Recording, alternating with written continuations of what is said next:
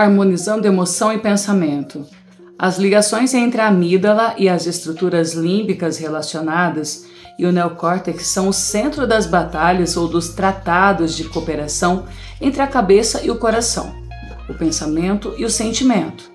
Esses circuitos explicam porque a emoção é tão crucial para o pensamento efetivo, tanto no que diz respeito a tomar decisões sensatas, quanto simplesmente a permitir que pensemos com clareza. Consideremos o poder que têm as emoções em perturbar o próprio pensamento.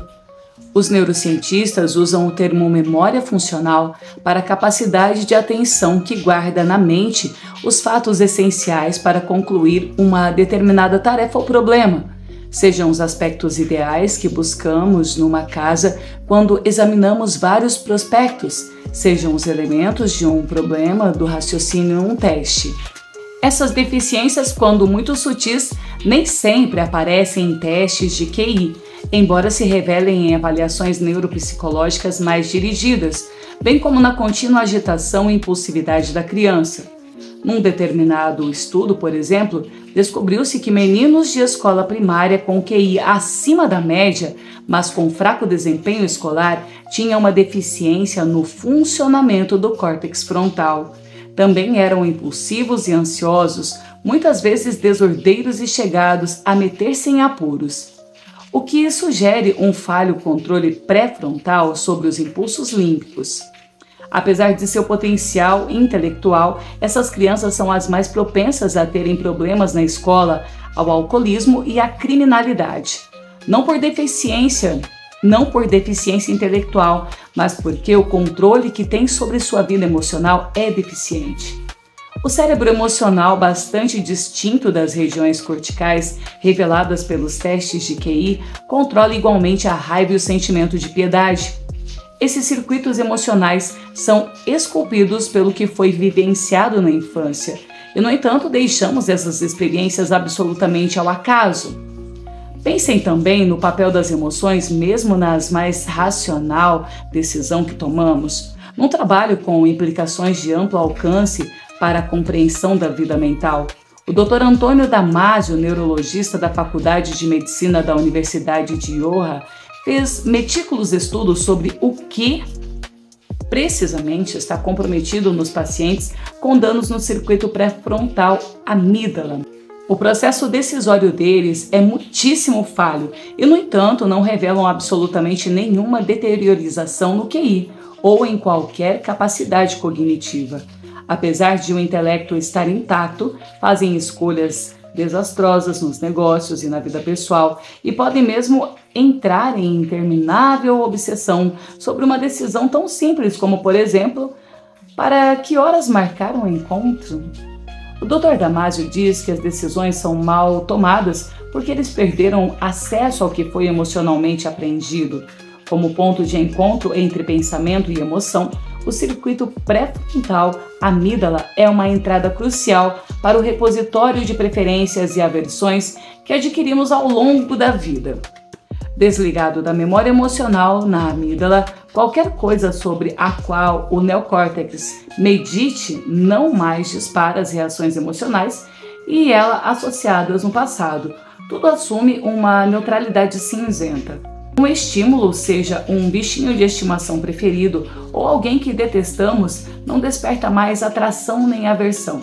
Esses pacientes esqueceram todo esse aprendizado emocional porque não têm mais acesso ao lugar onde ele está armazenado na amígdala cortical. O córtex pré-frontal é a região do cérebro responsável pela memória funcional, mas os circuitos que vão do cérebro límbico aos lobos pré-frontais indicam que os sinais de forte emoção, ansiedade, raiva e afins podem criar estática neural, sabotando a capacidade do lobo pré-frontal de manter a memória funcional. É por isso que, quando estamos emocionalmente perturbados, dizemos simplesmente "não consigo raciocinar". E porque a contínua perturbação emocional cria deficiências nas aptidões intelectuais da criança, mutilando a capacidade de aprender. Indicações como essa levam o Dr. Damasio à posição anti-intuitiva de que os sentimentos são geralmente indispensáveis nas decisões racionais. põe-nos na direção certa, onde a lógica fria pode então ser de melhor uso, enquanto o mundo muitas vezes nos põe diante de uma gama difícil de opções, onde aplicar o dinheiro, com quem se casar, o aprendizado emocional que a vida nos deu, como a lembrança de um desastroso investimento ou uma separação dolorosa, nos envia sinais que facilitam a decisão, eliminando de pronto algumas opções e privilegiando outras. Eis porque, diz o Dr. Damasio, o cérebro emocional está tão envolvido no raciocínio quanto o cérebro pensante. As emoções, portanto, são importantes para a racionalidade.